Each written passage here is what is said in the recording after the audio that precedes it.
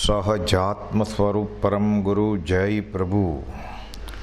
કળિયુગના કેવળી અને દુષ્મકાળના મહાવીર એ મુજબ મથાળે લખી વચનામૃત 680ના પત્રની નકલ કરી સર્વસંગ પરિત્યાગી બે મુનિઓ ગુણચંદજી અને ઉમેશચંદજીને મોકલી અવ્યક્ત અશ્રદ્ધા દૂર થવા વારંવાર આ 680માં પત્રનું મનન કરવા બોધનાર નૈષ્ટિક બ્રહ્મચર્યના ધારક પૂજ્ય શ્રી બ્રહ્મચારીજી, જેઓએ પરમ કુપાલદેવની પરિપૂર્ણ ઓળખાણ થતાં ભગવાન પાર્શનાથની જેમ જ ઊભા ઊભા કાયોત્સર્ગમાં દેહ છોડ્યો.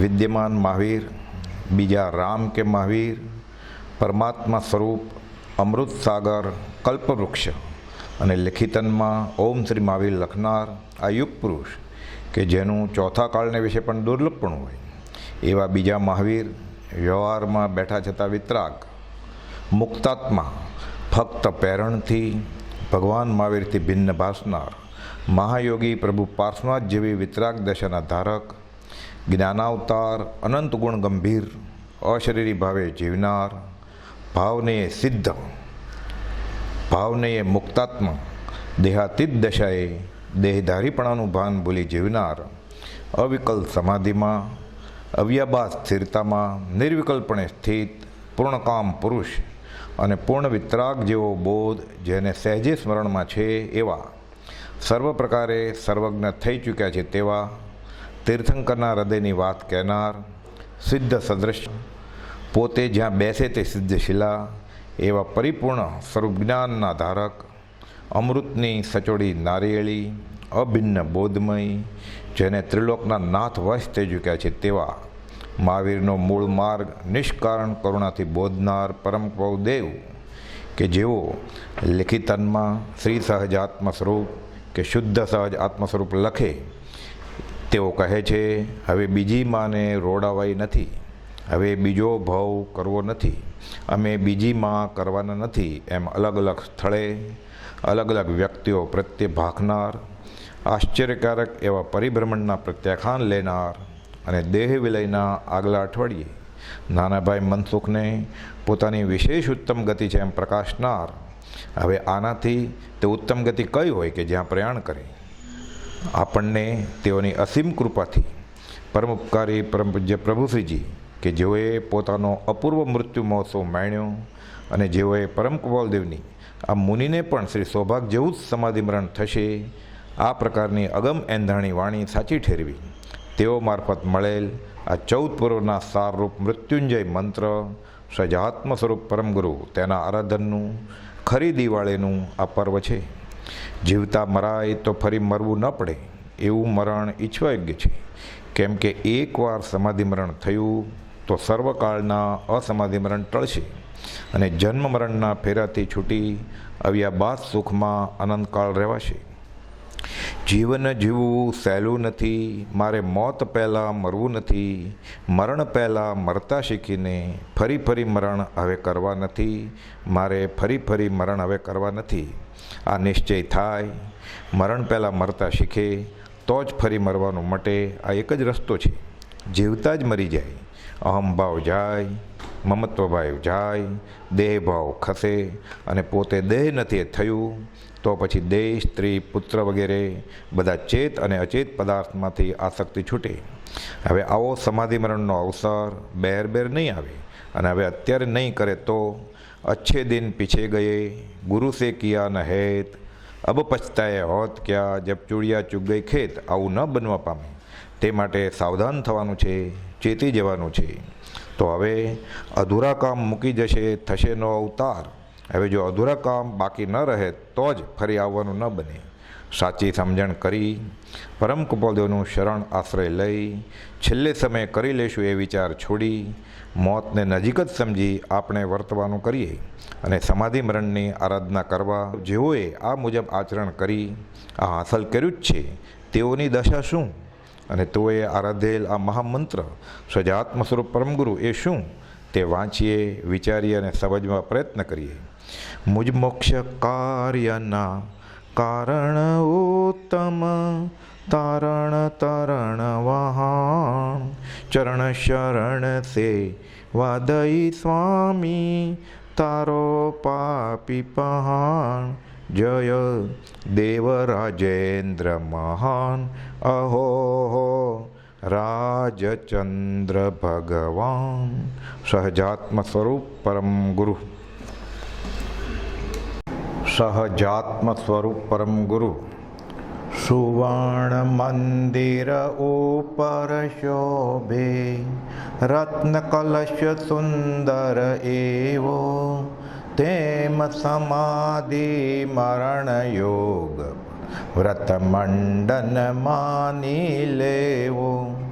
જો ન સમાધિ મરણ સાચવે, વ્રત અભ્યાસન સફળ થયો, શસ્ત્રોની તાલીમ નકામ, રણક્ષેત્રે જો ચૂકી ગયો, શસ્ત્રોની તાલીમ નકામ, રણક્ષેત્રે જો ચૂકી ગયો. શસ્ત્રોની તાલીમ નકામી, રણક્ષેત્રે જો ચૂકી ગયો. બ્રહ્મચારીજી લખે છે સમાધિ મરણના પાઠમાં, પ્રજ્ઞાબોધમાં, કે 5, 10, 15, 20 વર્ષ તાલીમ લીધી હોય અને લડાઈને મોરચે હથિયાર વાપર્યા વગર ભાગીને પાછો આવતો રહે અથવા શરણે થઈ જાય દુશ્મનને, તો એ નથી જ શીખ્યો એમ થયું ને. અહીં આપણે તો અધ્યાત્મની વાત છે કે મોતને મારવાનું છે, મૃત્યુ મરી ગયું રે લોલ. જૈન ધર્મમાં જીવન જીવવાની કળા, સદાચાર, કમાવું, શરીર બરોબર રાખવું, આ તો બધા સામાજિક સંસ્થાના કાર્યો છે. અને ઘણી બધી જૈનના અને જૈનેતર સંસ્થાઓમાં પણ આ કામ થઈ ગયા છે. પણ હકીકતમાં વિતરાગ ધર્મનું મૂળ હાર્દ એ છે કે જીવતા તો એવી રીતે શીખો કે ફરીવાર પછી જન્મવું મરવું ન પડે, એટલે મરતા શીખવાનું છે. જો કોઈ ઉપનિષદમાં, વેદાંતમાં અમુક જગ્યાએ છે આ સમાધિ મરણની વાત, કે શાંતિપૂર્વક આત્મામાં સ્થિરતાપૂર્વક દેહ છોડવો. પણ આજે ખાલી દેહને લગતા જ બધા કાર્યો થાય છે, પણ જો મરતા ન આવડ્યું તો એનું જીવવું ધૂળ જ છે. ગોપાલદેવ તો કહે છે, મોતનું ઔષધ હું તને આપું છું, વાપરવામાં દોષ કરજે નહીં. મોતનું ઔષધ શોધવાનું છે? મોતનું ઔષધ નથી શોધવાનું. કોરોનાની દવા નથી શોધવાની, તો મોતની ક્યાંથી શોધાય? પણ જ્ઞાની આગળ છે, અમર થવાની દવા છે જ્ઞાની પાસે. કઈ? સમાધિ મરણ. હવે આપણે આ દિવાળીના દિવસોમાં સમાધિ મરણનું મહાપર્વ આવશે. આખી જિંદગી દરમિયાન જે કર્યું હોય, અધ્યાત્મની ક્રિયાઓ જે કરી હોય, એ મોત વખતે ઉગી નીકળે. એનું મોત કેવું થાય છે એ પ્રમાણે એની ધાર્મિક ક્રિયાઓ કેવી હતી એનો ખ્યાલ આવે છે. ગોપાલદેવે લખ્યું છે વચનામૃત 64માં, જેનું પરિણામ અશુદ્ધ આવે, વિપર્યય આવે, એની શરૂઆત અશુદ્ધ ઉપયોગ જ થઈ હોય. ખરેખર જો આત્માર્થે એની ધર્મકરણી થતી હોય, વ્રત, જપ, તપ, શાસ્ત્ર અધ્યયન, શાસ્ત્ર વાંચન, સર્વસંગ પરિત્યાગ, દીક્ષા, તીર્થયાત્રા, દાન, ધર્મ, બધું જો મરણ વખતે કામ આવે અને જીવ સમાધિપૂર્વક આ દેહનો ત્યાગ કરે, સમાધિપૂર્વક દેહનો ત્યાગ કરે, એટલે દેહને લગતા બીજા સગા સંબંધી અને જડ વસ્તુઓનો, ગાડી, વાડી, પ્રોપર્ટી, ઘરેણાં, એફડી, પૈસા, ધન, દોલત બધું સમાધિપૂર્વક છોડે, તો ખરેખર એની એ અધ્યાત્મની ક્રિયાઓ સફળ થઈ એમ કહી શકાય. એટલે કહે છે, મોતનું ઔષધ હું તને આ દઉં છું, વાપરવામાં દોષ કરજે નહીં. 20મે વર્ષે ગોપાલદેવ લખે છે, 20 ક્યાં, એને તો 7મે વર્ષે ખબર પડી ગઈ હતી કે મરણ શું. જો જન્મવાનું હોય, 5, 15, 50 વર્ષ આ દેહમાં રહેવાનું હોય, દેહરૂપી દંડક જેલમાં, અને પછી દેહ છોડી દેવાનો હોય, તો આનું પ્રયોજન શું? એટલે અમીચંદ બાપા ગુજરી ગયા 7 વર્ષની ઉંમરને બાવળના ઝાડ ઉપર ચડીને જુએ છે કે આ જન્મ મરણ શું અને શું વયું ગયું, શું હતું ને શું વયું ગયું. અને જો આમ જ હોય, આ બાળી નાખવાની જ વસ્તુ હોય, રાખ જ કરવાની હોય, તો આ ખેલ જ ને, ખાલી નાટક જ નહીં. ઓલું 1.5-2 કલાકનું નાટક સિનેમા નાટકના પડદા ઉપર આ 5, 15, 25 વર્ષનું નાટક આ ભવાઈ કરે છે. જીવો આનંદકાળથી ભવ શબ્દ ઉપરથી ભવાયા શબ્દ નીકળ્યો છે. આ રમ્યા જ કરે છે. કેવી રીતે?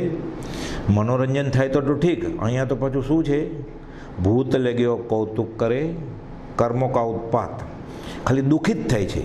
એકાંત દુઃખે જરીએ વલોય આખો લોક આદિ વ્યાધિ અને ઉપાધિથી બળી રહ્યો છે. ક્વચિત શાતા હોય એમાં પણ ઊંડો ઉતરીને વિચાર કરે તો અંતર્દાતો બળતો જ હોય, પણ બાહ્ય પુણ્યને હિસાબે એને એમ લાગે કે હું સુખી છું. ક્વચિત કેટલું? ડાભ અણી જળ બિંદુઓ સુખ વિષયન કો ચાવ ભવસાગર દુઃખ જળ ભર્યો એ સંસાર સ્વભાવ. આ સંસારનો આ સ્વભાવ છે. આ બાજુ મહાસાગર ભવસાગર અને આ બાજુ ડાભ એટલે પાતળું અણીવાળું ઘાસ, એની ટીપ, એની ટોચ ઉપર જે ઝાકળનું બિંદુ રહે એટલું આયુષ્ય, એટલું સુખ. અને આ બાજુ દુઃખ, અનંત દુઃખ અને નામ સુખ. ખાલી ત્યાં એને મિત્રતા છે અને અનંત સુખ ને ખાલી નામનું દુઃખ છે.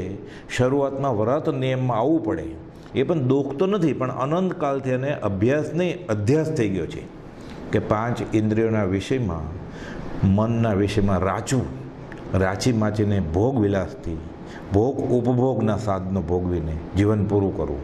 એટલે અધ્યાસ થઈ ગયો છે, એટલે એને આ દુઃખ લાગે છે. જ્ઞાની તો કહે છે આ દુઃખ છે જ નહીં, પણ પ્રથમ દૃષ્ટિએ કાળકૂટ વિષ લાગે, પણ પરિણામે તો અમૃત છે. એ એને ગમતું નથી. અને અનંત દુઃખ નામ સુખ છે, ત્યાં એને મિત્રતા છે. એટલે કોપાદે તો 20મે વર્ષે લખે છે કે એકવાર જો સમાધિ મરણ થયું તો સર્વકાળના અસમાધિ મરણ ટળશે. આ તો વચનામૃત 25માં લખ્યું, સાવ નાની ઉંમર 20મે વર્ષે. શું મોત ને શું જન્મ ને શું પુનર્જન્મ. એટલે મરતા શીખવાનું છે. જીવતા તો બધાને આવડે છે. આહાર સંજ્ઞા તો નિગોદના જીવ નહીં છે, ભય સંજ્ઞા છે અવ્યક્તપણે, મૈથુન સંજ્ઞા છે. એકેન્દ્રિય હોય એટલે એ સ્પર્શેન્દ્રિય છે ત્યાં સુધી એને મૈથુન સંજ્ઞા છે. એ શીખવાની પડે જ નહીં. આ શીખવાનું છે એને. એટલે જીવતા શીખવાની જરૂર નથી. જ્યાં સુધી એને કર્મ બાકી હશે ત્યાં સુધી એને દેહ મળશે. કેમ કે આત્મા તો કર્મ ભોગવી ન શકે. આત્માને ખાલી કર્મ ભોગવવાના પરિણામ થાય, સુખ દુઃખ રૂપ પરિણામ થાય આત્માને. કર્મ તો શરીરના માધ્યમથી જ ભોગવવાના છે. એટલે જ્યાં સુધી મોક્ષ નથી જવાનો, જ્યાં સુધી એણે આ દેહ દેખાય છે એ નહીં ઔદારિક, તેજસ અને કાર્બન શરીરે છોડશે મોત વખતે, ત્યારે એ છૂટો થશે. એ નહીં થાય ત્યાં સુધી શરીર મળવાનું જ છે. અને શરીર મળવાનું છે એટલે શરીર ટકે કેવી રીતે? પૂતગલનું શરીર પૂતગલથી જ ટકે, એટલે આહાર મળવાનો જ છે. જો આહાર પાણી ન મળે તો શરીર ટકે નહીં. શરીર ટકે નહીં, શરીર હોય જ નહીં. તો શરીર ન હોય એનું નામ તો મોક્ષ છે. એટલે એ ફિકર કરવાની જ નથી. જીવવાને બદલે મરતા શીખવાનું છે કે કેમ મરવું. અને એ જીવતા જીવતા શીખી જાય. એટલે કોપાદો લખે કે એકવાર જો એટલે આ બધું મરણ કરવાનું ક્યારે? જીવતા જીવે જ મરતા શીખવાનું છે.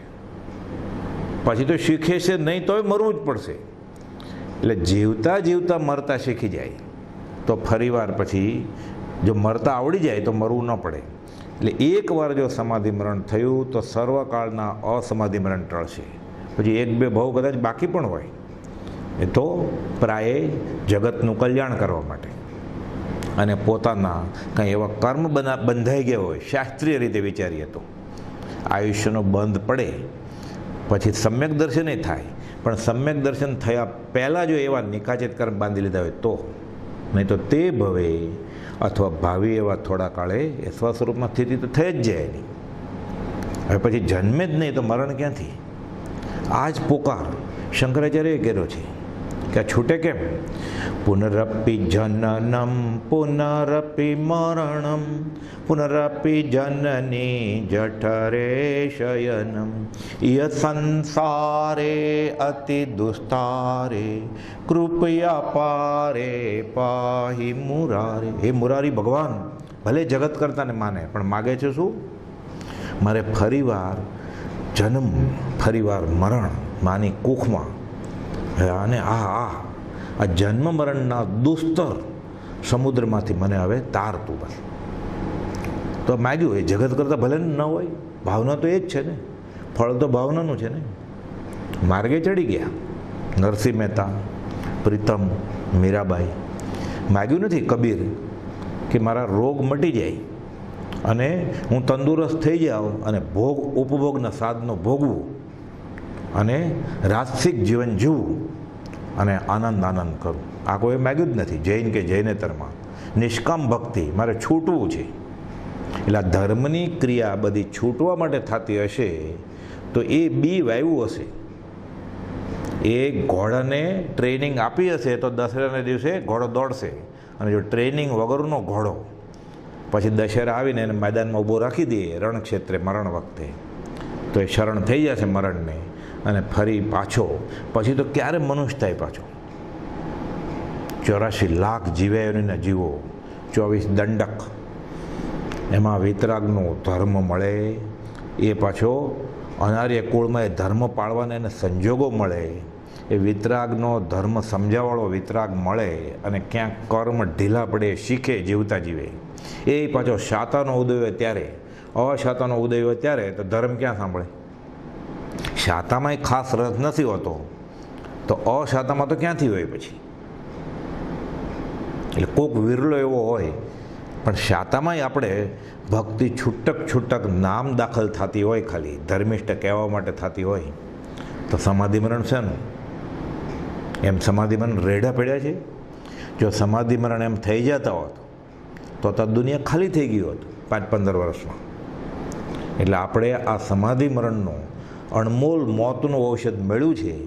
એ કૃપાળુદેવની અનંત કરુણાથી પ્રભુશ્રીજીએ આપણને આ સમાધિમરણનો માળાનો સ્મરણનો ક્રમ ઘડી આપ્યો છે, અને આ આરાધ્ય ભાવથી તો હજી છે તારા હાથમાં બાજી, કરી લે રાજને રાજી. હજી છે. આજ જે પળે તું મારી કથા મનન કરે છે તે જ તારું આયુષ્ય. આયુષ્ય કેટલું? 90 વર્ષ, 100 વર્ષ, 70 વર્ષ, 63 વર્ષ.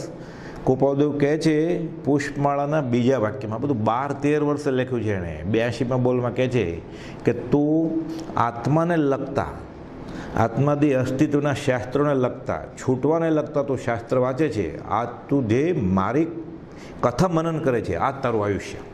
તો બાકી બધું કર્યું એ બધું પ્રમાદના ખાતામાં. એ કરવાનું જ નહોતું, એ તો થવાનું જ હતું. સંયોગ સંબંધે આ દેહ પ્રત્યે આ જીવને જે પ્રારબ્ધ હોય એ બધું મળે જ. જેહના ભાગ્યમાં જે સમયે જે લખ્યું તેહને તે સમયે તે જ પહોંચે. એમાં કાંઈ ફેરફાર થાય એમ નથી. ફેરફાર થાય એમ છે કેમાં? ભાવિ તારા હાથમાં, ભાવ પોતાના હાથમાં છે.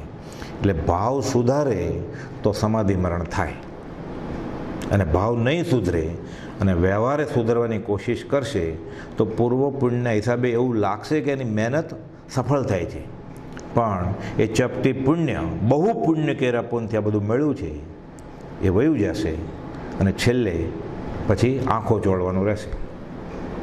આ યોગ અને અયોગમાં ફેરવાઈ જશે. વિષય વિકાર સહિત જે રયામતીના યોગ, પરિણામની વિષમતા તેને યોગ અયોગ. પછી રોવાનું રહેશે. કબીર કહે છે કરવાનું હતું ત્યારે કર્યું નહીં કાંઈ. મનુષ્યનો અવતાર મળ્યો, મનખા દેહ મળ્યો, કિયાના સદગુરુ હેત, અબ પછતાએ હોત ક્યાં, જબ ચૂડિયા ચૂક ગઈ ખેત. ખાલી થઈ ગયું. પછી શું હવે કરવું? હવે શું કરવાનું હતું? એટલે પડશે એવા દેવાશે કે પછી જોયું જશે. આખી જિંદગી દરમિયાન જે કર્યું હોય એની રહસ્યભૂત મતિ છેલ્લે આવીને ઊભી રહે. હમણાં જોશું આપણે. એટલે કહે છે આજ જે પળે તું મારી કથા મનન કરે છે તે જ તારું આયુષ્ય સમજી વૃત્તિમાં દોરાજે. અને જીવતા મરાય તો ફરી મરવું ન પડે એવું મરણ ઈચ્છવા યોગ્ય છે. ડૂબતા પહેલાં તરતા આવડી ગયું હોય તો પછી પૂર આવે કે ડૂબી મરે તો એ તરીને પાછો નીકળી પણ જાય. જો તરતા ન આવડતું હોય તો કે પછી હું શીખીશ, પૂર આવશે ત્યારે હું તરતા શીખી લઈશ. એટલે ડૂબતા પહેલાં તરવાનું શીખી લીધું હોય તો ડૂબતી વખતે બચી શકાય. એમ જીવતા મરાય તો તો ફરી મરણ ન કરવું પડે એવું મરણ ઈચ્છવાનું. તો એવું મરણ ઈચ્છવાનું એટલે ઈચ્છાથી થતું નથી, એ પ્રમાણે એને પછી મહાવરો કરવો પડે, મહેનત કરવી પડે. અંતિમ વેળા એકોપદો લખે છે ને 217માં પાઠમાં, ભરતજીને હરણના સંગથી જન્મની વૃદ્ધિ થઈ હતી, તેથી જડ ભરતના ભાવમાં તે અસંગ રહ્યા હતા. જડ ભરત આપણે કહે ને બુદ્ધિ વગરનો, કોઈને અક્કલ ઓછી કે જડ ભરત જેવો છો તું. જડ ભરત એટલે બુદ્ધિ વગરનો એ વાત નથી, વ્યવહારમાં બરાબર છે એ વાત. અહીં તો આ ભાગવતની કથા છે. પૂર્વ ભાવમાં મોટી ઉંમરે સંન્યાસ લઈ અને નદી કિનારે કુટીર બાંધીને રહેતા હતા. સંધ્યા પૂજા કરીને પાછા ફરતા હતા. એક હરણી સગર્ભા, પાછળ શિયાળવા કૂતરા પડ્યા, ભાગવા ગઈ, વહેલું કૂદવા ગઈ, પ્રસૂતિ થઈ ગઈ, ઢળી પડી, ડોળા નીકળી ગયા અને તરફડે બચ્ચું, પ્રસૂતિ થઈ ગઈ. માં તો ગઈ, આ બચ્ચાનું કોણ? જો એમને એમ છોડી દે તો કૂતરાને શિયાળવા માં પાછળ પડ્યા હતા તો બચ્ચાને છોડે? ઉપાડીને રાખે છે, ઝરણાના પાણી પીવડાવે છે અને ઘાસની કૂણી કૂણી કૂપોળ ખવડાવે છે અને બચ્ચું મોટું થાય છે. એવો પ્રેમ થઈ ગયો બાપ દીકરાને, મા દીકરાને હોય એવો. પછી તો સ્નેહ બંધન તો મોટું થાય છે. પછી તો સંન્યાસ ભિક્ષા લેવા જાય એટલે વાટ જોવે બચ્ચું જાણે. અને મહારાજે ભિક્ષા લેવા જોવે, પાછળ જોતા જાય કે આ કોઈ શિયાળવા કૂતરા તો નથી પડ્યા ને બચ્ચા પાછળ. ક્યારેક ભિક્ષા ન મળે તો આ ભરતજીનો છેડો પકડી ધોતિયાનો ખેંચીને લઈ જાય કે અહીંયા કોક વટે માર્ગું આવ્યા છે, તમને અન્નદાન કરશે. આવી દોસ્તી થઈ ગઈ. ઉંમર પૂરી થવા આવી. હતા તો સદાચારી, ત્યાગી, વૈરાગી ભરતજી. વિચારે છે આ જંગલમાં આ હરણાનું બચ્ચું શું, મારો દેહ છૂટી જશે પછી. હજી તો નાનું છે, આમ તો મોટું થઈ ગયેલું પણ હજી એને તો નાનું જ લાગે ને. બાપાને માને પોતાના છોકરા નાના જ લાગે, હજી નાના છે. આનું શું? મરણ પથારી વિચાર કરે છે આનું શું? દેહ છૂટી ગયો. ભરતજીને હરણના સંગથી ભવની વૃદ્ધિ થઈ. જન્મ્યા તો ખરા હરણીના કુખમાં, દંડ ભોગવી લીધો, પછીનો ભોગ આવ્યો બ્રાહ્મણનો. જાતિ સ્મરણ જ્ઞાન થાય છે નાની ઉંમરે. હવે કે કાંઈ કરવું જ નથી. આ ભાવ ભ્રમણ કરવાનું કારણ આ જ હોય, સ્નેહ જ હોય. સર્વ દુઃખનું કારણ સંયોગ સંબંધ છે. 659મો પત્ર. આ હવે કરવું નથી. આ ભરતજી કહે છે અક્કલ વગર ના હોય એવી રીતે. જડ ભરત, કાંઈ બુદ્ધિ જ નથી એવી રીતે. ઘરમાં કે કામ કરવાનું તો કરે, ન કહે તો ન કરે. એમાં માં ગુજરી ગઈ, ભાભીનું રાજ, મોટા ભાઈની પત્નીનું રાજ.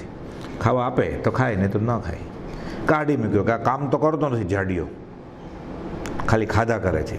જંગલમાં વયા ગયા. બોલે નહીં, ઝરણાના પાણી પીવે, ઝાડના ફળ ખાય. રાવગઢ રાજાની પાલખી નીકળે છે સવારી. એક ભોંય થાક્યો. એ જમાનામાં તો પાલખી ઉપાડે બધા. હવે જંગલમાં કોણ મળે કે આર્યો ઝાડીઓ બોલાવો એને, ખેંચીને લે આવ્યા. ઊભો રહી, અહીંયા પાલખીને ટેકો દે. ઊભો રહી ગયો પથરાની જેમ. તો કે ચાલવાનું છે, ઊભું નથી રહેવાનું. ચાલવા માંડ્યો, પછી ઊભો જ ન રહે. ખાડા ટેકરા આવે જોઈને ચાલે કે કોઈ જીવજંતુ, દેડકા, જીવ કોઈ વટાય તો નથી જતા. થોડો ધીમો થઈ જાય, થોડો ઉતાવળે ચાલે, થોડો ઠેકડો મારે. એટલે રાજાને અરદો લાવે કે આ શું ચાલી રહ્યું છે, કે મારી નાખીશ તને. જો ધ્યાન નથી રાખતો, હું કોણ છું ખબર તને? આ કાંઈ બોલે જ નહીં. આવું 2-3 વાર થયું પછી વિચાર કરે છે. રાજા કહે છે તું કોને મારે? મને મારે? દેહને મારે કે આત્માને મારે? રાજા કહે છે કોણ છે? આ ભોંય છે, આ જાડીઓ, જડ ભરત, અક્કલ વગરનું, કે કોઈ જ્ઞાની છે? મારો ઠેકડો પૂછે. ખબર પડી આ તો જ્ઞાની છે. શા માટે આવું કર્યું એણે? હરણીના સંગથી, હરણના બચ્ચાના સંગથી ભવની વૃદ્ધિ થયેલી. એટલે કોઈ બધું અમને અસંગતા ગમે છે. આપણે આ દશા મરણ વખતે નહીં આવે તો મરણ વખતે રાતોરાત લાંબી દાઢી થાય. જીવન દરમિયાન દેહ, સ્ત્રી, પુત્ર આદિ કોઈ મારા નથી. આ બધું કર્યું હોય, રાચી માચીને આરંભ સમારંભથી આપણે સંસાર ભોગવતા હોય તો છેલ્લે આ ભાવ કેવી રીતે આવે? ખાલી આ તો દયા હતી ભરતજીને તો હરણના બચ્ચા ઉપર. આ જગતની કો વસ્તુમાં જો સ્નેહ બંધન થાય છે, તો જન્મ મૃત્યુ ચક્રમાં ચેતન વધુ ભટકાય છે. મુજ મન વચન કાયનો સંયોગ પરનો છોડવો, શુભ મોક્ષની અભિલાષનો આ માર્ગ સાચો જાણવો. છોડવું પડશે. આપણે તો જન્મદિવસ, લગ્ન દિવસને બધા 35 વર્ષ થઈ ગયા હોય તો પછી એનિવર્સરી ડે ઉજવીએ બધા. સમાધિ મરણના ઠેકાણા છે? જીવવાના જ આપણા ઠેકાણા નથી તો મરવાના ઠેકાણા ક્યાંથી હોય? અહીંયા તો જીવતા જીવે મરતા શીખવાનું છે. હજી આપણને જીવતા જ નથી આવડતું તો જીવતા જીવે મરતા શીખવાની ક્યાં વાત રહી? અને મરતા નથી આવડવાનું તો સમાધિ મરણ ક્યાં? ભાગ પાછળ મણકો બીજો આવે છે, એમ માળાના પારા ફેરવે સમાધિ મરણ થઈ જાય. વર્તે સદગુરુ લક્ષ્ય. સદગુરુનું લક્ષ્ય શું છે? માળા તો કરવાની જ છે. તીર્થંકર ભગવાન જ્ઞાની પુરુષે કહેલી અનંત ક્રિયાઓ, નિષેધ છે જ નહીં, પણ સમજાવણ ઉપકાર શું? પોપટવાળું રામનું નામ એ બિલાડીથી બચાવે? બિલ્લી આવે તો બુડજાના શીખવાડ્યું એને. અક્કલ જ એટલી છે એને. તો આપણે એવું થાય. એટલે ખાલી ક્રિયામાં રાચી રહેશું આપણે અને ક્રિયાનો હાર્દ નહીં સમજીએ તો સમજાવણ ઉપકાર શું? એટલે સમાધિ મરણ કરવા માટે આપણને બધી સામગ્રી મળી ગઈ છે. ભવરોગને મટાડવાની, ભવરોગને ક્યાં, મોતને મટાડવાનું ઔષધ ગોપાલદેવે આપી દીધું છે. હવે એ વાપરવાની રીતે પ્રભુજીએ બતાવી દીધી છે. એ કરશે તો વ્રત અભ્યાસ એનો સફળ થશે. નહીં તો શસ્ત્રોની તાલીમ નકામી, રણ ક્ષેત્રે જો ચૂકી ગયો, દશેરાને દિવસે ઘોડો દોડશે નહીં તો ટટ્ટુ કહેવાય. જીવતા મરાય તો ફરી મરવું ન પડે એવું મરણ ઈચ્છવાય કે છે. ડૂબતા પહેલાં તરવાનું શીખી લીધું હોય તો ડૂબતી વખતે બચી શકે ખરો. આપણે તો રાચી માચીને સંસાર ભોગવવો છે. આરંભ પરિગ્રહની નિવૃત્તિ થાય. કુપોદેવે લખ્યું છે ને વચનામૃત 506માં, મતિ જ્ઞાન આવરણીય, શ્રુત જ્ઞાન આવરણીય, અવધિ જ્ઞાન આવરણીય, મનપર્યો જ્ઞાન આવરણીય, કેવ જ્ઞાન આવરણીય. ક્યાં સુધી રહેશે જીવને? જ્યાં સુધી આરંભ અને પરિગ્રહની નિવૃત્તિ નહીં થાય ત્યાં સુધી. એમ 17 ભેદે પછી દર્શનના પ્રકાર કહેતા 9, 5 જ્ઞાનના, મોહનીય કર્મના, 17 ભેદે વારંવાર થાણાંગ સૂત્રની દ્વિભંગી કહીને કહ્યું કે આ રહેશે ત્યાં સુધી જીવને મતિ શ્રુત જ્ઞાનના ઠેકાણા નથી તો છૂટવાની ક્યાં વાત થઈ? મૂળમાં તો અક્કલ જ નથી. હજી ગોપાલે લખ્યું છે અક્કલનો વરસાદ વરસાવી દે તો આ જીવને શીખવું જ ન હોય તો, ઝીલવું જ ન હોય તો જ્ઞાની શું કરે? એણે તો કહ્યું અમારા 10 આના, તમારા 6 આના. આ વેપાર કરતો જ નથી. અતિ નિર્જરતા વણદામ ગ્રહો. આ વગર પૈસા રોકાણનો વેપાર છે તોય કરવો નથી એને.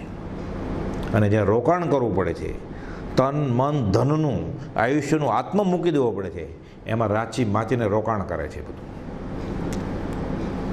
કહે છે અંતિમ વેળાએ ભરતજીને અરણ્ય સંઘથી જન્મની વૃદ્ધિ થઈ હતી.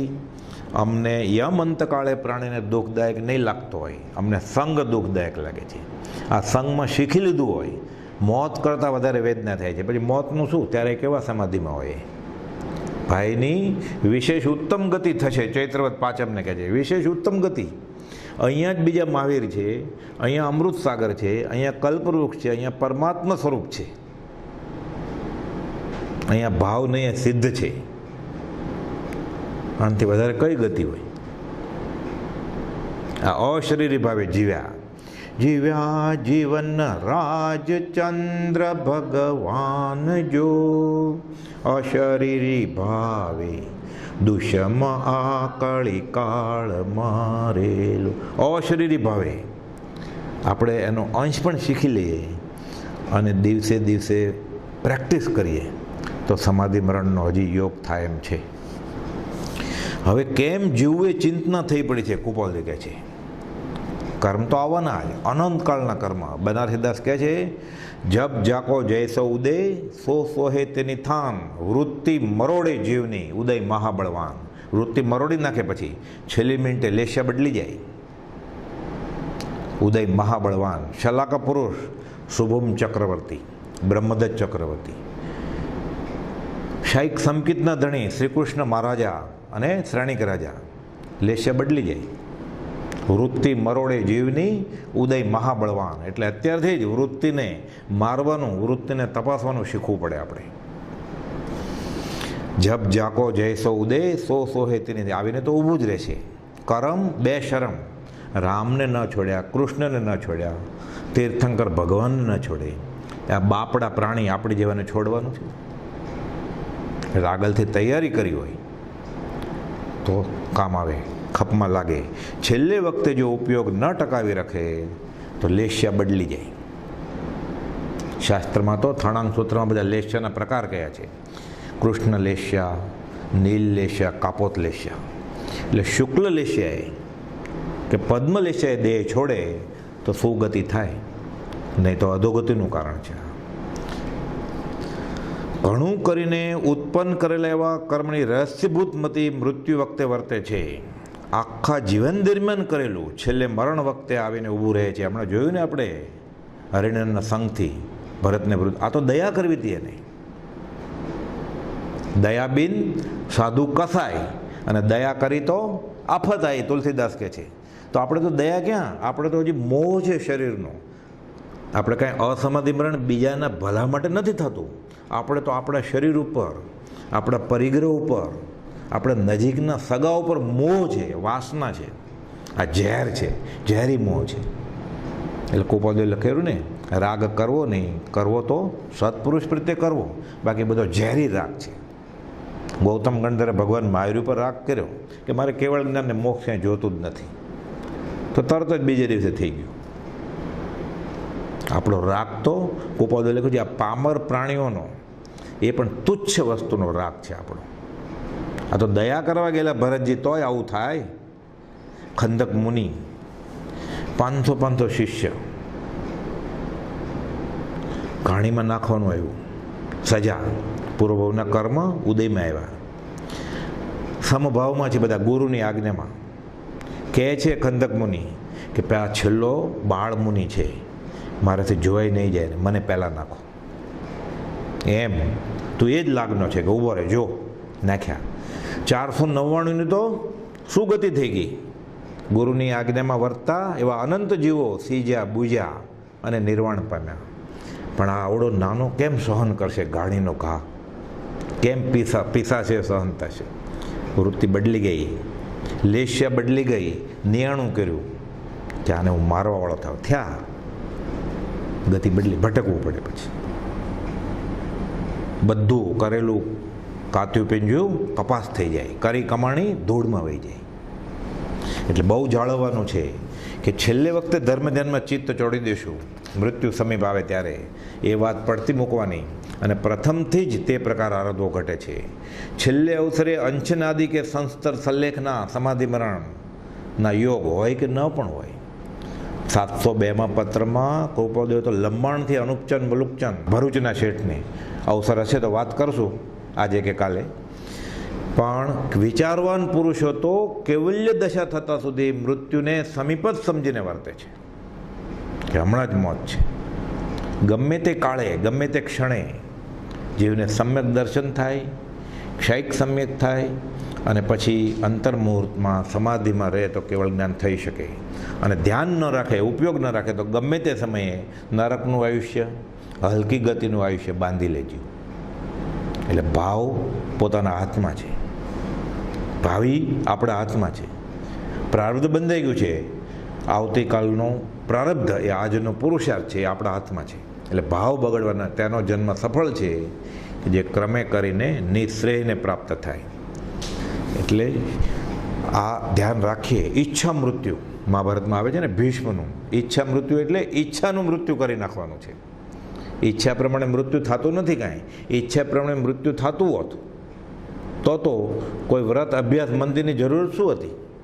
ઉપાદોએ લખ્યું છે, જો મરણ કઈને આવતું હોત, નિયત સમયે આવતું હોત, વૃદ્ધાવસ્થામાં જ આવતું હોત, તો જેટલા અધ્યાત્મમાં જ્ઞાની સત્પુરુષો થયા છે એટલાય ન થાત. મરણનો ડર નહોતો. આ તો આ મરણ, જન્મ મરણ ટળે કેમ, એ વિચાર આવ્યો વિમાસણે. પછી સંસારનો ત્યાગ કર્યો કે મરણ ટળે કેમ, આ દુઃખ સંસારના જાય જ નહીં, ગૌતમ બુદ્ધ વિચારે છે. પછી ત્યાગ વૈરાગ પ્રગટે. જો નિયત સમયે મરણ આવતું હોત, કહીને આવતું હોત, તો રાચી માચીને સંસાર ભોગવત. એટલે ઈચ્છા મૃત્યુ, ઈચ્છાનું મૃત્યુ થવું જોઈએ. ઈચ્છા કાયા, ઈચ્છા માયા, ઈચ્છા સે જગ પાયા. કહત કબીરા જો ઈચ્છા વિવર્જિત, તાકા પાર ન પાયા. ઈચ્છા છોડે જ છૂટકો છે. ભીષ્મ ઈચ્છા મૃત્યુ, ઈચ્છાનું મૃત્યુ કરી નાખે, પછી કાંઈ બાકી રહે જ નહીં. બાકી શા માટે રહે છે? ઈચ્છા છે એટલે. નિજ ચેતના એકલો રચે દેહ સંસાર, અધૂરા કામ મૂકી જશે, થશે નવો અવતાર. બ્રહ્મચારીજી કહે છે હવે કોઈ ઈચ્છા જ બાકી નથી, કોઈ એનું કામ અધૂરું નથી, પછી જન્મે છે નો. પણ અધૂરા કામ મૂકી જશે તો થશે નવો અવતાર. કામ બાકી છે તો પેન્ડિંગ છે હજી. એટલે પેન્ડિંગ રાખે સમાધિ મરણ થાય એવું નથી. બધું પતાવી દેવું પડે હિસાબ પહેલેથી જ. કેમ કે કર્મ 14 રાજલોકમાંથી ગમે ત્યાં ખેંચીને પાછા એનો હિસાબ ચૂકતે કરવા આવશે. પ્રભુશ્રીજી કહેતા ભાગી ભાગીને ક્યાં ભાગવાનો છો? 14 રાજલોકમાં કર્મ 2 ડગલા આગળ ને આગળ. સૂર્યના કિરણ અમુક ગુફા સુધી ન પણ પહોંચે, ચંદ્રનો પ્રકાશ ન પહોંચે, તારાનો મોત 2 ડગલા આગળ ને આગળ છે. નિજ ચેતના એકલો રચે દેહ સંસાર, અધૂરા કામ મૂકી જશે, થશે નવો અવતાર. કૃપાલદેવ કહે છે આ સંસારમાં કોઈ દેવ, દાનવ, ઇન્દ્ર, મનુષ્ય એવા નથી કે જેના ઉપર યમ રાજાની ફાંસી નથી પડી. તીર્થંકર પણ જે, શલાકા પુરુષ પણ જે દેહને રાખી શક્યા નથી. આ નિયમ છે, આ શાશ્વત વસ્તુ છે. આ દેહનો ધર્મ જ છે, સડન, પડન અને વિધ્વસન. એટલે મૃત્યુને વશ થતાં કોઈ આશરો નથી. કોઈ એવું ઔષધ, મંત્ર, યંત્ર, દેવદાનવ આદિ નથી કે જે એક ક્ષણ માત્ર પણ મરણથી રક્ષણ કરે. કોઈ દેવ, દેવી, મંત્ર, તંત્ર, વૈદ, જ્યોતિષ આદિ અનેક મનુષ્યની મરણથી રક્ષા કરત તો મનુષ્ય અક્ષય અમર થઈ જાત. મનુષ્ય મરણથી રક્ષા કરત તો આમ પણ હોતું જ નથી, આમ થતું નથી. મરવાનો જ. ક્યારે મરવાનો? ગમે ત્યારે. એ નિયત સમય લઈને આવ્યો છે. કાર્મણ અને તેજસ શરીરના બધી કેસેટો સાથે લઈને જાય છે, એક યોનિને બીજી યોનિમાં જાતી વખતે. એ કાર્મણ શરીરમાં બધું લખીને આવ્યો છે, આયુષ્ય કર્મ. પછી ભાંગા ઘણા છે સિદ્ધાંતના, સોપક્રમી, નિરૂપક્રમી. પણ આપણે એ જે હોય એ શીખી લીધું હોય મરતા, તો એ પછી મરણ ટળશે એમ. એટલે કહે છે કોઈ ગર્ભ વિશે મરે, મરે જન્મતા કોઈ, બાળપણામાં પણ મરે, યુવાન મરતા જોઈ. નિયમ નહીં વર્ષો તરણો, મરણ અચાનક થાય. એક નિયમ નક્કી કરો, જન્મે તે મરી જાય. જન્મ્યો, જે જાયો તે જાય. જન્મ્યો એટલે મરવાનો જ. એ લખીને એ મરણ શરૂ ક્યારથી થઈ ગયું નક્કી? એ ગર્ભમાં આવ્યો ને એ તો દેખાતો નથી. એની પ્રસૂતિ થઈ અને જ્યારે રાચી માચીને સગા સંબંધી બધા જન્મદિવસ ઉજવે છે ને, ત્યારે પહેલો જન્મદિવસ આવ્યો એનો, એટલે 1 વર્ષ ઓછું થઈ ગયું એમ. 2 જન્મદિવસ ગયા એટલે એના આયુષ્યના 2 વર્ષ ઓછા થઈ ગયા. એટલે 8 વર્ષ જીવવાનો હોય તો હવે 6 જ વર્ષ જીવશે ખાલી. પણ આ ખબર નથી પડતી આપણે. એટલે બરસ દિનાથી કી ગાંઠ કો ઉત્સવ ગાય બજાય, મૂરખ નર સમજે નહીં, બરસ ગાંઠ કો જાય. એ જન્મદિવસ ઉજવે છે ત્યારે એને ખબર નથી કે આ મરણ દિવસનું આ સિગ્નલ મળ્યું છે, આ તો દીવાદાંડી છે. એને યાદ જ નથી આવતું. આ મૂર્છામાં છે. જન્મ વખત ગર્ભમાં તો મૂર્છામાં હતો, મરણ વખતે તો મૂર્છામાં હતો. એટલે આપણને જન્મનું દુઃખ, આપણને મરણનું દુઃખ યાદ જ નથી. વૃદ્ધાવસ્થાનું દુઃખ દેખાય છે સહન થાય એટલે, એ પણ જ્યારે માંદો હોય ત્યાં સુધી. મટી જાય પછી એ નથી દેખાતું, ભૂલી જવાય છે. પણ જન્મ મરણનું દુઃખ યાદ નથી રહેતું. તો આ 1લો, 2જો, 3જો, 8મો, 10મો જન્મદિવસ ઉજવે છે. મરણ તો નિશ્ચિત છે, આંખની સામે છે, તોય ઉજવે છે પાછો. કે મૂરખ નર સમજે નહીં, બરત તારા ગાંઠની, તારી આવક ઓછી થાય છે, તારો 70મો જન્મદિવસ છે. 70મો જન્મદિવસ છે, હવે 6 મહિના જ બાકી છે, તો તારો ઉત્સવ ગાવો છે. ગુરુજી ઉજવે પોતાના અજન્મમાં આખી જિંદગી બોધ આપ્યો હોય કે આ આત્મા જન્મે નહીં, આ આત્મા મરે નહીં, અજન્મા છે. એ ગુરુજી એનો જન્મદિવસ ઉજવતા હોય 60મો, 70મો, 80મો, 1,00,000મો, તો એના જન્મ મરણ ક્યારે ટળે પછી? અને એને વળી ગયા હોય એને ક્યાંથી ટળે? મૂરખ નર સમજે નહીં, બરફ ગાંઠ કો જાય. આ સમાધિ મરણની આ તૈયારી છે. જેને સમાધિ મરણ કરવું હોય જન્મદિવસ ઉજવે, જેને સમાધિ મરણ કરવું હોય લગ્ન દિવસ ઉજવે. લગ્ન દિવસ ઉજવે એનું મહાત્મ્ય છે એટલે ફરીવાર લગ્ન કરવા નહીં જન્મવું પડે એને. જન્મદિવસનું મહાત્મ્ય છે તો ફરીવાર જન્મમાં નહીં ઉજવવું આવવું પડે પાછું.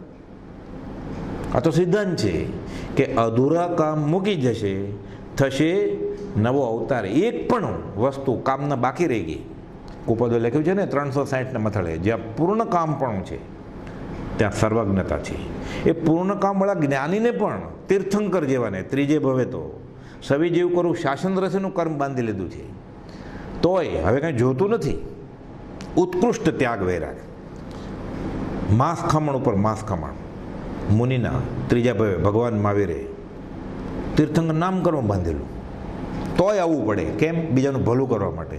તો આ બધું બાકી હશે. આરામ પરિગ્રહના કામ, ભોગ વિલાસના કામ, ઇન્દ્રિયો વિષયના કામ બંધ પાડ્યા છે બધા, 5 ઇન્દ્રિયના, મનના. તો આવું નહીં પડે.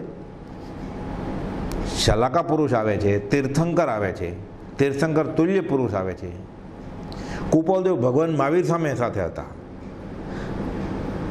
કે છે લઘુશંકા જેટલો પ્રમાદ કરવાથી અમારે આટલા ભવ કરવા પડ્યા. એક અપેક્ષા કઈ લઘુશંકા જો પ્રમાદ થયો? અહીંયા લઘુશંકાની વાત નથી. અહીંયા આત્માર્થે વિચારીએ એક અપેક્ષા એ કે 5મા આરાના જીવોની આવી દશા હશે, સત્સંગનો સત્પુરુષનો જોગ બહુ દુર્લભ હશે. નહીં હોય એમ નહીં, દુર્લભ હશે. અને વિતરાગનો માર્ગ છાણીથી છળાશે તો જીવને છૂટવાનું કારણ નહીં મળે મનુષ્ય દેહ મળ્યા પછી પણ. એટલે કુપોલદેવ વિચારે છે, ભગવાન મહાવીરની બોધની ધારે ચાલે છે. કુપોલદેવને વિચારની ધારે જાગી કે આ જીવોનું શું બંધ પડ્યું ને આવવું પડ્યું આપણે ઉદ્ધાર કરવા માટે. તો આપણે તો કેવી વાસના બાકી છે. બીજાના ઉદ્ધાર કરવાનું કામ બાકી હોય તોય અવતાર લેવો પડે. તીર્થંકર નામ કર્મવાળાને 20 તીર્થંકર મહાવિદે. તો આપણી કઈ દશા? સમાધિ મરણના દિવસો છે. આ ચેતવા જેવું છે. વ્યવહારે ચેતવા જેવું છે. કોરોનાનો ઇલાજ શોધાણો નથી. પરમાર્થ તો ચેતવા જેવું જ્ઞાની પોકારીને કહી ગયા છે. પ્રભુથી જો આ જ વાત કરતા કે અમે તમને મંત્ર સ્મરણ આપ્યું એટલે આત્મા જ આપી દઈએ છીએ. સમાધિ મરણ 20 દુઆ કરીને બતાવ્યું એણે તો કે આના જ પૂતગલ મને અથડાવ. આપણે આત્મ સ્વરૂપમાં લીનતા છે. પછી અઢીને બદલે 1.25 કલાકમાં 36 માળા થઈ જાય. ભાગ મણકા ભાગ પાછળ બીજો આવે છે.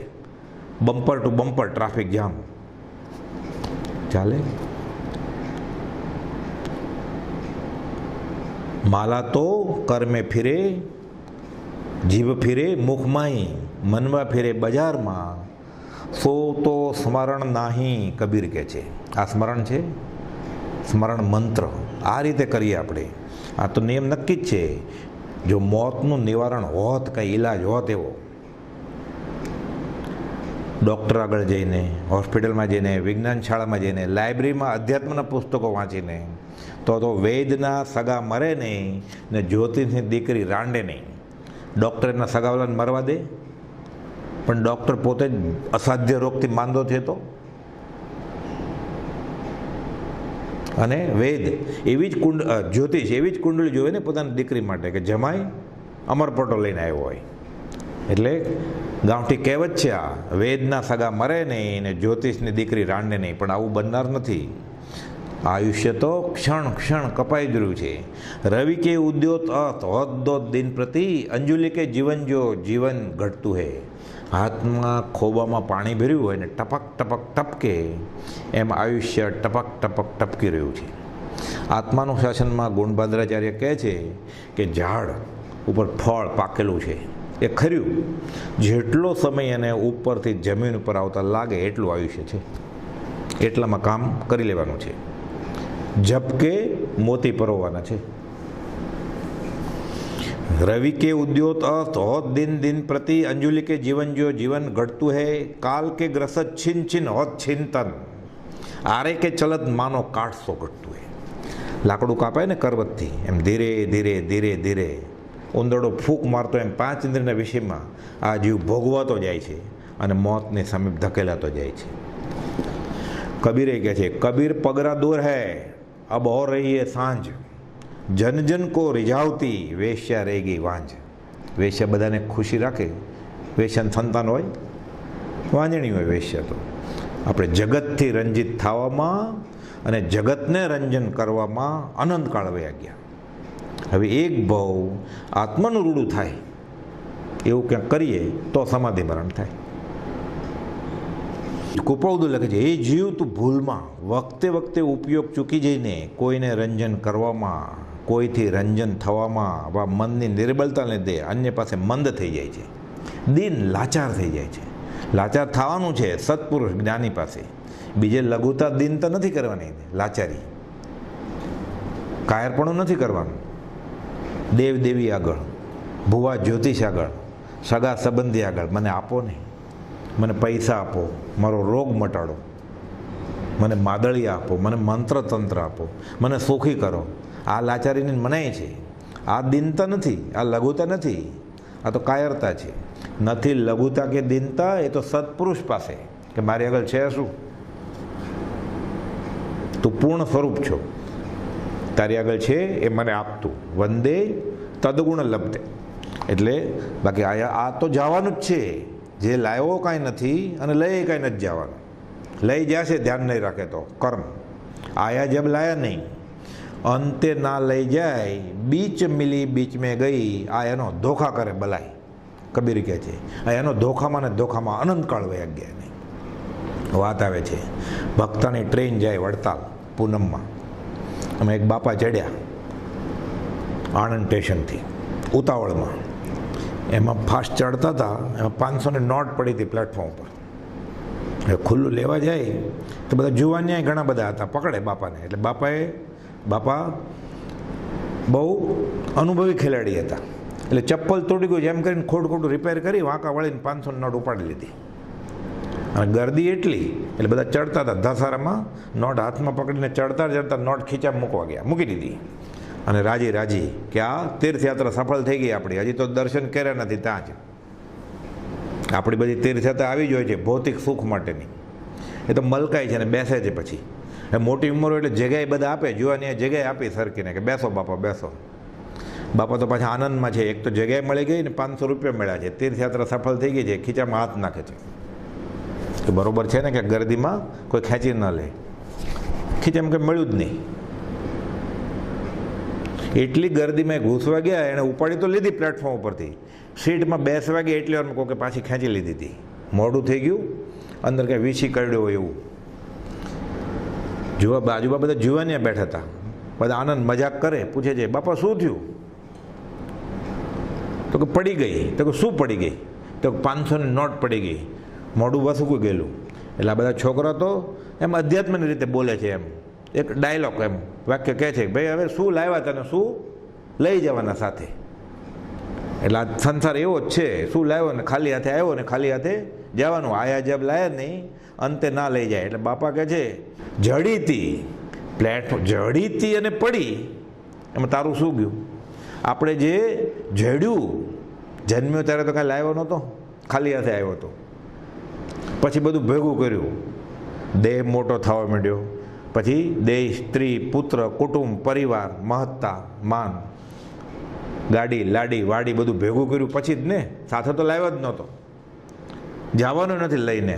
આ વચમાં મળ્યું હતું એનું તો કોઈ હતું જ નહીં, આ બ્રહ્માંડમાંથી એણે ઉપાડેલી વસ્તુ છે। ન ધણિયા તો માલ ઉપાડ્યો છે ને, અપરાધી ગુરુદેવ કો 3 ભુવન કો ચોર, એમાં પછી ઠગાઈ કરે છે, ઠગુ વીરાણા માલ મેં હાહા કર્મ કઠોર। આ બાપા મૂંઝાઈ ગયા, જડી તેને પડી તેમાં તારું શું છે? કબીર તો એની કરતાં આગળ કહે છે કે તેરા તો ક્યાં ગયા જો તું કરે હિસાબ, તને નુકસાન નેટ કંઈ છે જ નહીં, તું હિસાબ માંડવા બેસ તો તું જે લાવ્યો છો એમાં એક તારું ઘટવાનું નથી, કાંઈ કરી શકે એમ છો। અધ્યાત્મમાં સમાધિ મરણ કર તો કામ થાય એમ છે, 3 લોકનું રાજ મળે એમ છે. થોડુંક રોકાણ કરવું પડશે, અને નહીં તો હિસાબ કરે જ તું. તેરા તો ક્યાં ગયા જો તું કરે હિસાબ, નંગા હી તું જન્મ્યા અબ લંગોટી લાભ. કફન તો ઓઢાડશે કે તને? કોઈ ખુલ્લો બાળવા જાય લઈ જાય ને સ્મશાનમાં, કફન તો ઓઢાડશે ને? કે આવ્યો તો કપડાં વગરનો, કપડું તો ઢાંકશે. એટલે વિચાર કરવા જાય તો ચોખ્ખો નફોનો ધંધો છે એને. અને આ અધ્યાત્મ કરી લે તો 3 લોકનો નાથ થાય એમ છે.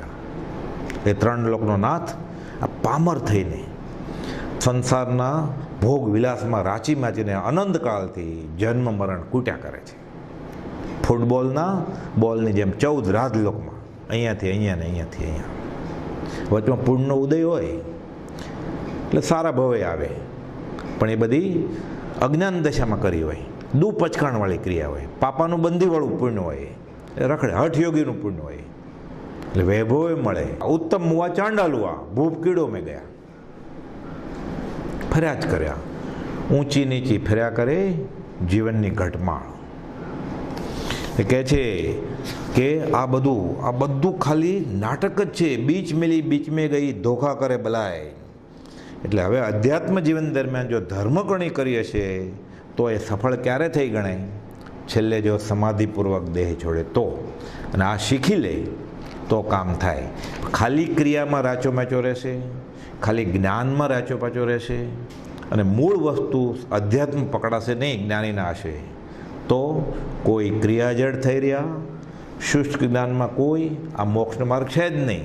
કુપાદોને તો રડવું આવ્યું, માને માર્ગ મોક્ષનો કરુણા ઉપજે જોઈ. કેટલી વાર છે? કેટલી? એટલે કુપાદેવે કહ્યું છે કે આ ક્રિયાજળથી એ કામ થાય એમ નથી, શુષ્ક જ્ઞાનીપણેથી એ કામ થાય એમ નથી. જ્ઞાનીના આશય જીવન જીવશે. છૂટવાની આશાએ બધા ધર્મકરણી કરશે. પ્રભુજી કહેતા બધું જ કરજો, આટલું મેળવણ નાખજો. છૂટવા માટે કરું છું, બંધાવવા માટે નહીં. હવે આપણે થોડો સમય છે એટલે જ્ઞાન માર્ગ આરાધ્ય તો સમાધિ મરણ થઈ જાય, કે ક્રિયા બહુ કરવા માંડીએ તો સમાધિ મરણ થઈ જાય. કાઢો વચનામૃત 693માં. કરવું શું આપણે તો પછી સમાધિ મરણ માટે? ભણવા માંડીએ બધા શાસ્ત્રો. કુપાલદેવ કહે છે 693માં પત્રમાં, પાના નંબર 504 વચનામૃતમાં, મુંબઈથી લખ્યો છે આ પત્ર. અષાઢ સુદ બીજ રવિ 1952. જેને મૃત્યુની સાથે મિત્રતા હોય, અથવા જે મૃત્યુથી ભાગી છૂટી શકે એમ હોય, અથવા હું નહીં જ મરું એમ જેને નિશ્ચય હોય, તે ભલે સુખે સુએ. શ્રી તીર્થંકર 6 જીવ નિકાય અધ્યયન. આપણે મૃત્યુ સાથે મિત્રતા છે? મિત્રતા તો આટલો ડર લાગે આપણને મિત્રનો? મૃત્યુથી ભાગી છૂટી શકે એમ હોય, ભાગી છૂટે. રામ કૃષ્ણ અને તીર્થંકર ન છૂટી શકે. કુપાદો લખ્યું ને, ઇન્દ્ર નરેન્દ્ર જેવા પણ યમ રાજાની ફાંસી લટકે જ છે એને. દેવલોક પણ અમર નથી. આ દેવનું આયુષ પતી જાય એટલે દેવી પાછી બીજી યોનિમાં જાય. આપણે એમ કે દેવલોકના દેવ બધા અમર હશે, અમર નથી. આપણા આયુષ્યના સરખામણીમાં આયુષ ઘણું લાંબુ, પણ પછી પાછું એ પતી જાય, એફડી વપરાઈ જાય એટલે બેંકનું ખાતું ખાલી, પાછા હતા ત્યાં ને ત્યાં. પુણ્ય કરે અમરાપુર પામે અંતે 84માં. એ દંડ જ છે, નજર કેદ છે. એ કોઈ સારી જેલ, કોઈ ખરાબ જેલ. મૃત્યુથી ભાગી છૂટી શકે એમ હોય, અથવા હું નહીં જ મરું એમ જેને નિશ્ચય હોય, જ્ઞાનીને હોય, આત્મા અનુભવે જાય. પ્રભુશ્રી જેવાને અબ અમર ભયે નહીં મરેંગે ફેર. એ તો આત્મા ઓળખાઈ જાય, આત્મા અનુભવાઈ જાય, એને પ્રતીતિ થાય કે હું શરીર નથી, દેહ મરે છે, હું નથી મરતો, અજર અમર પદ મારું, એવું થાય. એ અમર થઈ ગયો, જીવતા જીવ. અથવા હું નહીં જ મરું એમ જે નિશ્ચય, તે ભલે સુખે સુવે. વેરી સબ મારી કે નિચિંત હોય સૂતો હૈ, મારે કામ ક્રોધ સબ લોભ મોહ પીથી ડરે. એના કશાય નીકળી ગયા હોય, જેને નો કશાય નીકળી ગયા હોય, જેની ઈચ્છા મૃત્યુ પામી ગઈ હોય, આશા જેની દાસી થઈ ગઈ હોય, એ પછી કુપાદો લખ્યું છે ને, વેરી સબ મારી કે નિચિંત હોય સૂતો હૈ. એ બરોબર. જ્ઞાન માર્ગ દુરાધાર છે તો આપણે વાંચવા માંડીએ, તો ભણવા માંડીએ શાસ્ત્રો બધા, તો સમાધિ મરણ થાય. જ્ઞાન માર્ગ દુરારાધ્ય છે, પરમ અવગાઢ દશા પામ્યા પહેલાં તે માર્ગે પડવાના ઘણા સ્થાનક છે. થોડું ઘણું વાંચી લીધું હોય એટલે શુષ્ક જ્ઞાની થઈ જાય, રસહીન પછી રીતિના કોળિયા, અને સદાચારની જે ક્રિયા હોય એ છૂટી જાય. પછી એમાં પછી સંદેહ આવે કે ખરેખર આવું હશે, વિકલ્પ થાય, અને સ્વચ્છંદ પોતાને જે ખ્યાલમાં આવે પોતાનો અભિપ્રાય બંધાઈ જાય અમુક વાંચન કરીને, એ પ્રમાણે જીવે પછી કદાગ્રહથી. અતિ પરિણામી પણ થઈ જાય. એ આદિ કારણો વારંવાર જીવને તે માર્ગે પડવાના હેતુઓ થાય છે, અથવા તો ઉર્ધ્વ ભૂમિકા પ્રાપ્ત થવા દેતા નથી. અતિ પરિણામી પણ થઈ જાય, એ બસ આમ જ હોય. આ તો બનારસીદાસના જીવનમાં બન્યું. બનારસીદાસ ઉચ્ચ કોટીના, કવિત્વ શક્તિ ઘણી, ક્ષોપશમ પણ સારો, ત્યાગ વૈરાગ્ય ઘણો, સદાચારી, બધું વાંચે છે. એમાં સમયસર વાંચ્યો, નિશ્ચયનો ગ્રંથ, માથે કોઈ નહીં, વાંચી લીધું. ખબર પડી કે આત્મા ખાતો નથી, આત્મા પીતો નથી, આત્માને કાંઈ 5 ઇન્દ્રિયોનો ભોગ વિલાસ હોય નહીં, આત્માને કોઈ બંધ જ હોય નહીં. આત્મા તો બંધ મોક્ષ છે, કલ્પના ભાખે વાણી માય. આત્મા તો ભગવાન જ છે, આત્મા સોય પરમાત્મા. વેદાંત શુષ્ક થઈ જાય કે સમયસર આવા ગ્રંથો વાંચી લીધા. બનારસીદાસને આવું થયું, બધી સદાચારની ક્રિયા છોડી જ દીધી, વ્રત નિયમ બધા નેવે ચડાવી દીધા કે કાંઈ જરૂર જ નથી. આત્મા ક્યાં ભૂખો રહે છે ને આત્મા ક્યાં ખાય છે. હવે આત્મા કાંઈ ખાતો જ નથી તો રાતના 11 વાગે લાવો આઈસ્ક્રીમ, એને બદલે ઈંટના ટુકડા લેતો. આત્મા ક્યાં કંઈ ખાઈ પીવે છે? એટલે પોતે પોતાને છેતરે છે. બનારસીદાસ કહે છે બધી ક્રિયા મેં છોડી દીધી. પછી તો એને એમ લાગ્યું કે હવે હું બસ ભગવાન તરીકે છું. એવા 3-4 મિત્રો એને ભેગા થયા, એ બધા રૂમ બંધ કરી નગ્ન મુનિ કે અમે આત્માના આનંદમાં જ છીએ. હવે વાત ધર્મની કરે, બધી શુષ્ક જ્ઞાનની. પછી ખબર પડી, વેદના આવે, વ્યવહારિક તકલીફ આવે, ઇન્દ્રિયોના વિષય સામે આવે, અને પછી ન પોસાય ત્યારે એટલે ખબર, બધી ક્રિયા છોડી દીધેલી. પછી લખે છે બનારસીદાસ, કોઈ મળ્યા એના મિત્ર હિતેચ્છુ, કહે છે તું આ શું વાંચ્યું છે, આ બધું કેમ થયું? તો બધું કહે છે મેં તો આ બધું વાંચી લીધું છે. તો કે તું એમ કર, ગોમટસાર ગ્રંથમાં જીવકાંડ ને કર્મકાંડ છે એ બધું વાંચતું, એટલે તને ખબર પડશે કે જ્ઞાન શું અને જ્ઞાનને આધારે થતી ક્રિયા શું. વાંચે છે, ભલું થવાનું હશે, સંસ્કારી જીવ, ખબર પડી. લખે છે પોતે, નિશ્ચયના ગ્રંથ વાંચે શું થયું? કર્ણિકો રસ મીટ ગયો, ભયોનો આત્મ સ્વાદ, ભઈ બનારસી કી દશા યથા ઊંટ કો પાદ. ઊંટના વાંકા પગ બધા, એવી મારી દશા થઈ ગઈ. આત્માનો આનંદ તો આવ્યો નહીં નિશ્ચયના ગ્રંથ વાંચીને. માનતો તો કે હું પરમાત્મા છું, પણ હું પરમાત્મા છું એનો આનંદ નહોતો આવ્યો એને. ક્રિયા કરે તો આનંદ તો આવે કે મેં આજે ઉપવાસ કર્યો છે, મેં આજે આંબેલ કરી છે, ભલે એનું અભિમાન નથી કરવાનું, પણ તેટલું તો થાય કે ચાલો હું તપ કરું, હું ભૂખ્યો રહું, હું ઉકાળેલું પાણી પીઉં, હું આઈસ્ક્રીમના પચકણ લઉં 4 મહિના, તો એનો તો આનંદ આવે કે મેં મારું. અને મન તો જીતાય, અને મન જીતાય તો ઇન્દ્રિયો જીતાય. આમાં તો કહે છે કર્ણિકો રસ મીટ ગયો, ભયોનો આત્મસાદ, આત્માનો સ્વાદ કાંઈ ચાખ્યો નહીં. ભઈ બનારસી દશા યથા ઊંટકો પાદ. પછી પાછો નવેસરથી બધું સમજવાનું શરૂ કર્યું. પછી સમયસર નાટક લખ્યું એણે, આ બનારસીદાસ. તો આપણું શું ગજું? એટલે જ્ઞાન માર્ગથી સમાધિ મરણ થાય, લાઇબ્રેરીમાં જઈને સમાધિ મરણ શીખાય કે આચરણમાં મૂકવું પડે? માયનાનું ફળ નથી, દશાનું ફળ છે. મને શ્રદ્ધા છે ને, મને શ્રદ્ધા છે, હું આમ કરીશ એટલે સમાધિ મરણ થશે.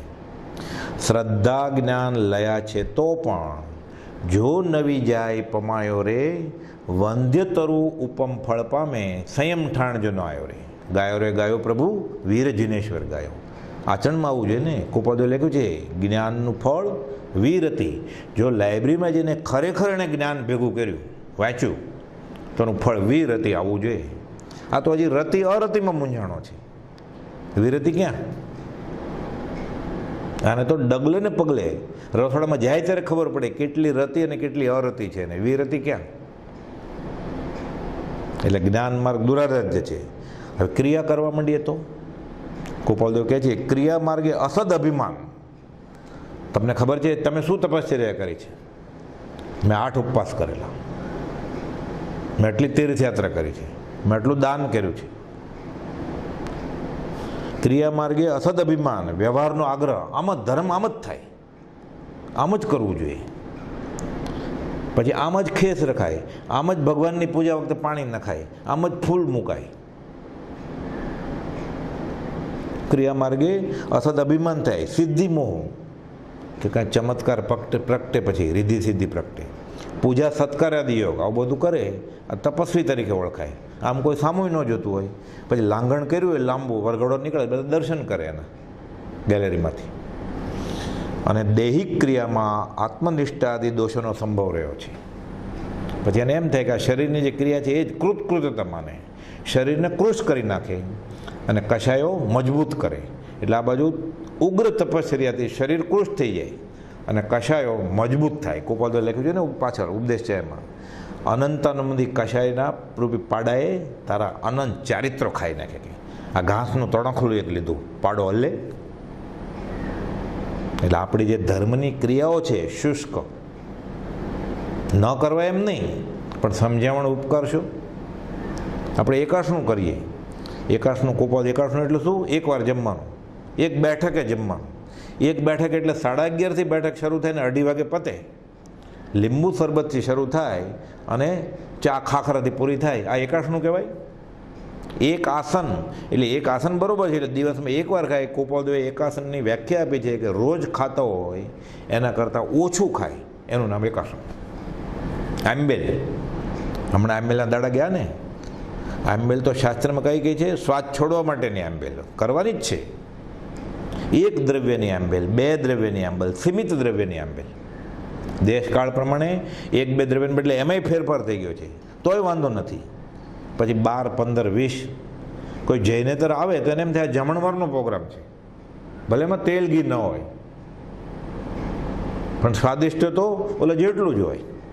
અને પાછું આંબેલ શાળામાં જમવા જાય, કોરોના હોય તોય આંબેલ શાળા ખોલાવડાવે હાઈકોર્ટમાં કેસ કરીને. પછી 1 કલાક જવામાં, 1 કલાક તે વિકથામાં, 1 કલાક પાછું, 3 કલાક તો વહી ગયા. બ્રહ્મચારીજી કહે છે ઘરે આંબેલ શાળામાં જવાનો સમય ન બગાડ્યો હોત અને ઘરે 1-2 દ્રવ્યથી ચલાવીને આંબેલ કર્યું હોત તો મોટું ફળ સાથ ક્રિયાનું સાથે 2 કલાક બીજા મળત અધ્યાત્મની કરણી કરવાના. આ સત્પુરુષ જ સમજાવી શકે ને આપણને. બ્રહ્મચારી આમ સમજાવ્યું છે. કોકે પૂછાયું હશે કે હું ફલાણી જગ્યાએ આંબેલ કરવા જાઉં, એટલે આ બાજુ 3 કલાક બચે, જીભ કાબૂમાં આવે, આંબેલનું માર્મિક હૃદય 1 દ્રવ્ય 2 દ્રવ્યથી ચલાવી લે અને અધ્યાત્મ થાય અને એનું ફળ મળે. એ ફળ પછી મરણ વખતે આવીને ઊભું રહે તો સમાધિ મરણ થાય. એટલે કૃપાલદેવ કહે છે કોઈક મહાત્માને બાત કરતા ઘણા વિચારવાન જીવોએ ભક્તિ માર્ગનો જ તે જ કારણથી આશ્રય કર્યો છે. ભક્તિને ભક્તિ છે. અને આજ્ઞા આશ્રિતપણું અથવા પરમ પુરુષ સદગુરુને વિશે સર્વાર્પણ સ્વાધીનપણું. બસ શ્વાસો શ્વાસ સિવાય કોઈ પણ ક્રિયા જ્ઞાનીની આજ્ઞા વગર નહીં. એણે કીધું છે એમ જ હું ક્રિયા કરીશ. એણે એમ કહ્યું છે તપશ્ચર્યા કઈ? સ્વાદનો ત્યાગ એ આહારનો ત્યાગ. તો મારાથી ઉપવાસ 8 ઉપવાસ 6 ઉપવાસ નહીં થતા હોય તો ભલે હું નહીં કરું, પણ હું સ્વાદનો ત્યાગ કરી શકીશ. કોઈએ સ્વાદ છોડી દીધો એને માંદો પડ્યો કે કોઈએ સ્વાદ છોડી દીધો અને મરી ગયો એવો ઇતિહાસમાં કે વૈદક શાસ્ત્રમાં દાખલો બન્યો નથી. પણ ખાઈને મરી ગયો હોય કે ખાધા વગર મરી ગયો એવા ઘણા દાખલા છે. તો કૃપાલદેવ કહ્યું જ છે સ્વાદનો ત્યાગ એ આહારનો ત્યાગ છે. એટલે કોઈક મહાત્માને બાત કરતા ઘણા વિચારવાન જીવોએ ભક્તિ માર્ગનો તેજ કાંથી આશ્રય કર્યો છે અને આજ્ઞાશ્રિતપણું અથવા પરમ પુરુષ સદગુરુને વિશે સર્વાર્પણ સ્વાધીનપણું શીર્ષાબંધ દેઠું છે અને તેમ જ વર્ત્યા છે. અને આ આશ્રિતપણું રાખે મરણ સુધી તો સમાધિ મરણ થાય જ પછી. અને તેમ જ વર્ત્યા છે. તથાપિ તેઓ યોગ પ્રાપ્ત થવો જોઈએ. એટલે કૃપાલદેવ 692માં લખે છે ને, આ 694 આની પાછળ જ છે કે તે મહાભાગ્યનો આશ્રય કરે તો તે પુરુષના આશ્રયે અનેક પ્રકારના મિથ્યા આગ્રહની મનતા થાય. એટલે ક્રિયા જડતાની એ બધી મનતા થઈ જાય, શુષ્ક જ્ઞાનીપણાની મનતા થઈ જાય તો શું થાય? અને તે પુરુષને આશ્રય આ દેવ છૂટે એ જ જન્મ સાર્થક છે. જન્મ જરા મરણ આદિને નાશ કરેલો આત્મજ્ઞાન એને વિશે છે.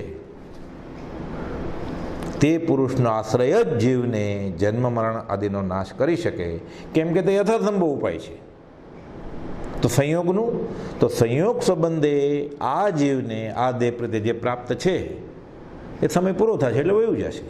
એટલે આ દેહનો વિયોગ નિશ્ચય છે, એ તો શાશ્વત વસ્તુ છે, અનિત્ય જ વસ્તુ છે, ધર્મ જ છે. અનિત્ય એનો ભાવ છે કે મરવું. એ પંચ મહાભૂતમાંથી બનેલું શરીર પંચ મહાભૂતમાં જાય જ. એટલે સંયોગ સંબંધે આ દેહ પ્રત્યાજીઓને જે પ્રારબ્ધ છે તે વ્યતીત થશે, તે દેહનો પ્રસંગ નિવૃત્ત થશે, તેનો ગમે ત્યારે વિયોગ નિશ્ચય છે. પણ આશ્રયપૂર્વક દેહ છૂટે એ જ જન્મ સાર્થક છે કે જે આશ્રયને પામીને જીવ તે ભવે, એટલે એ જ ભવે અથવા ભાવિ એવા થોડા કાળે પણ સ્વસ્વરૂપમાં સ્થિતિ કરે. બ્રહ્મચારી લખે છે સ્વસ્વરૂપમાં સ્થિતિ કરે એટલે એનો મોક્ષ થાય, એ ભવે કે 2-4 ભવે. અને પછી એ જ્ઞાન આવી જાય, એ આશ્રય આવી જાય, પછી એને ભવ મોક્ષ સંભવ જ હોય. એ જીવશે, જીવું તો જીનવર જપવું, મુએ મુક્તિ જાઓ પાઓ, દોનો હાથ મેં લાડવા, જો ભાવે સો ખાઓ. સહજાત્મ સ્વરૂપ પરમ ગુરુ.